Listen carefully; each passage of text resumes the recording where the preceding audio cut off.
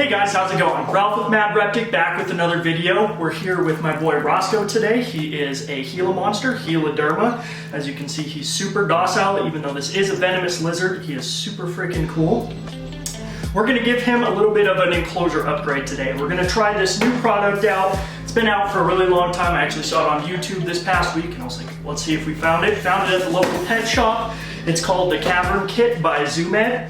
It is used as a backsplash or a substrate for arid, more desert species, as Roscoe is here. So we're gonna give him a new background. We're gonna use this calcium vitamin supplement just as a placeholder for where plants can go. I'm gonna get some arid plants to kind of get in there. It's not gonna be a bioactive enclosure by any means, but it's gonna have some live plants to get him some more enrichment. We're gonna try to place this log in there. I'm not sure how this stuff is gonna work, but we're gonna give it a try. We're gonna take you along on the whole process. We're gonna get Roscoe into his new enclosure, and he's gonna have some new places to explore.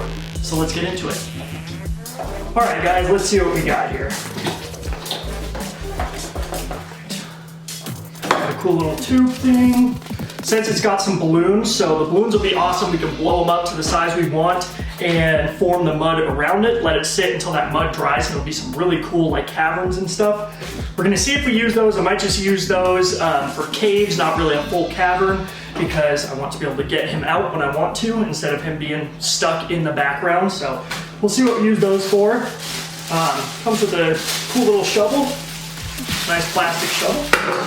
And then it comes with, big bag of dirt.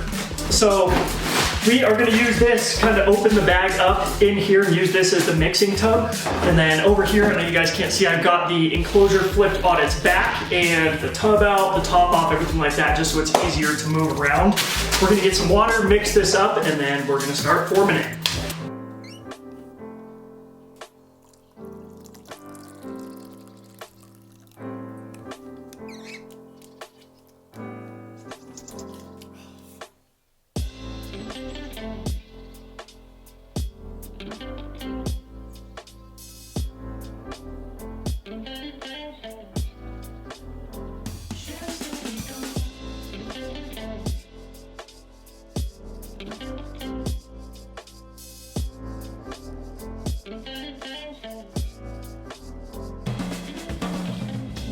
Check that out, guys. We just got this all textured out, looking super sweet. So this is gonna be the top section looking down. So these are both for plants. I didn't end up doing a cave for them. We'll put some hides and stuff towards the bottom, but now we gotta let this dry for a couple days. We'll come back and show you guys the final product.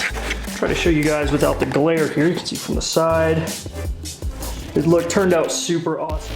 And just like that, guys, we're back. It's been a couple days and our background is dried, as you can see.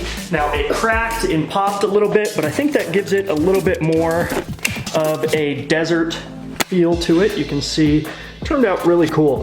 This branch is in here. We got our hole for our plant right here.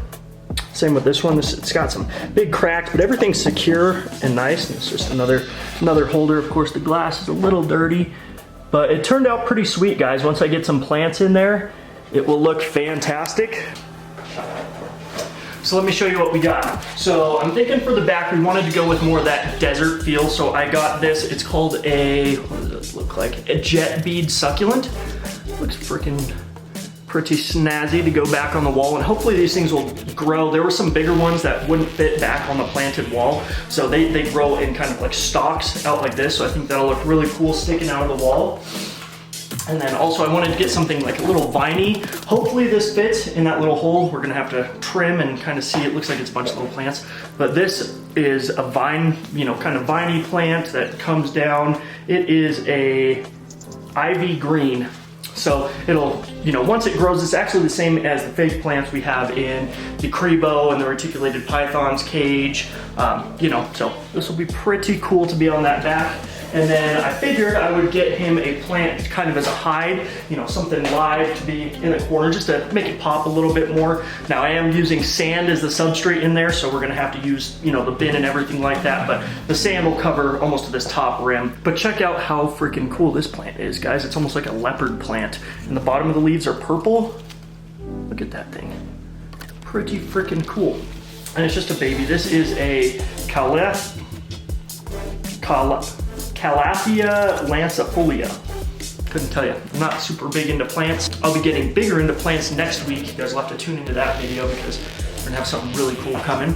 But we're gonna work on this one first. So we're gonna give you an up close. What I'm gonna do is, I got some river rock to put on the lower level of this. This enclosure is pretty snazzy. It's got this drawer. So what we're gonna do is put river rock on the bottom, lining the bottom just so we don't use ton of sand when we're filling it up, and then we're going to use the top of it as a sand base. Just keep that moist so that he can dig and burrow and, you know, do what he wants in there, and also it matches the background pretty sweet. So we're going to get the river rock, we're going to get that in there. This is going in the bottom. I did buy him a water bowl, but it's a little too big, so we're just going to use the bowl that he has, and he can fit inside of it anyways.